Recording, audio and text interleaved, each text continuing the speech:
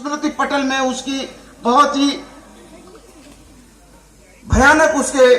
स्वरूप बैठे हुए हैं, लेकिन उसका एक दूसरा रूप भी है कि उसके आने पर हम जो है अपने आप को सजग भी कर लिए हैं और हम हर आदमी अब जो है स्वास्थ्य के प्रति जो है जागरूक भी हो गया है, क्योंकि एक ऐसी बीमारी आई जिस बीमारी ने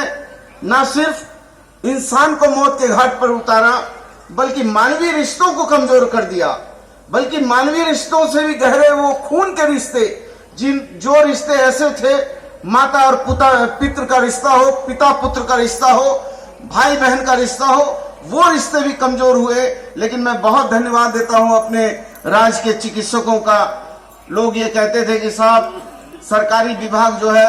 सक्षम नहीं होता है, लेकिन मैं बहुत धन्यवाद देता हूं कि हमारा सरकारी विभाग ने 70% मामलों को संभाला है और 30% मैं कहता हूं कि हमारे प्राइवेट लोगों ने भी इसमें जो है भूमिका निभाई है। लेकिन जिस समय खून के रिश्ते कमजोर हुए उस समय हमारे चिकित्सकों ने, हमारी पैरामेडिकल स्टाफ ने, हमारी सैया बहनों ने जान जोखिम में डालकर भी हम लोगों को कहा कि मंत्री जी घबराने की बात नहीं है, हम लोग खड़े हैं। और मैं बहुत धन्यवाद देता हूं कि आपके प्रयास से, सारे सामूहिक प्रयास से हमारा जिला प्रशासन, हमने तो बाहर कई राज्यों में देखा कि नदियों में सब अंत्येष्टि नहीं कर पाई सरकार। बड़ी बड़ी सरकार में किसी का के विरोध में नहीं कहता, लेकिन मैं ये जरूर कहता हूं कि जब समाचार पत्रों से ज्ञात होता था, जब हम टीवी में देखते थे कि बड़ी बड़ी सरकार, डबल इंजन की सरकार भी जो है अंत्योष्टि करने में जो है नदियों में लाश बहाती थी, लेकिन हमारे माननीय मुख्यमंत्री हेमंत सोरेन जी के नेतृत्व में हम लोगों ने हर उस परिवार के साथ परिवार का रिश्ता बनाया है और जिला प्रशासन के दायित्व ने इतनी गंभीरता से निर्वाह करने का काम किया है कि किसी को यह समझ में नहीं आया कि यदि उसके बहुत एक वाक्य तो हमारे नजर में ऐसा भी हुआ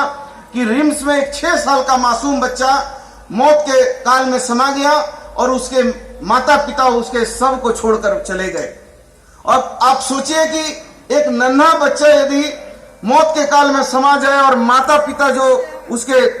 जिगर का टुकड़ा होता है, यदि वो डर से चले जाए और उस जगह पर यदि हमारा डीसी, एसपी, हमारा एसडीएम, हमारे डॉक्टर, हमारे सिविल सर्जन यदि लगे रहे, तो मैं समझता हूं ये बहुत ही, ये राज्य जो है संवेदनशील राज्य है और ये राज्य जो है निरंतर आगे बढ़ रहा है। मैं जरूर हमारी भारती कश्यप को बहुत बधाई देता हूं और उनको ये विश्वास देता हूं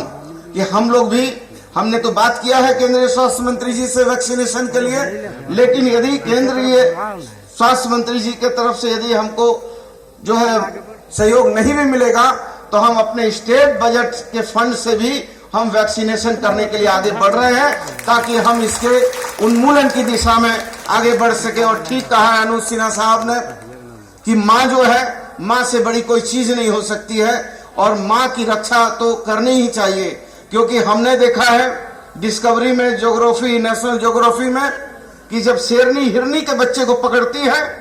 तो हिरनी जो है शेरनी से लड़ जाती है और अपने बच्चे को छुड़ा लेती है। लेकिन अभी भारत के ये आंकड़े हम देखने को मिल रहे हैं कि यहाँ जो है बच्चे और बच्चियों में अंतर हो रहा है। इसलिए मैं जरूर अपनी बहन से भी कहूंगा कि यहाँ पीसीपी एनडीटी एक्ट को बहुत मजबूती से लागू करने की जरूरत है ताकि कोई भी भ्रूण हत्या यदि कोई करता है तो भ्रूण हत्या को तो मैं समझता हूं कि यह हत्या से भी बड़ा अपराध है, इसलिए भ्रूण हत्या को रोकना होगा। हमको भ्रूण हत्या को रोकना होगा। यदि भ्रूण हत्या हम रोकने में सफल होते हैं तो मैं समझता हूं कि यह दहेज उन्मूलन की दिशा में भी एक मील का पत्थर साबित होगा।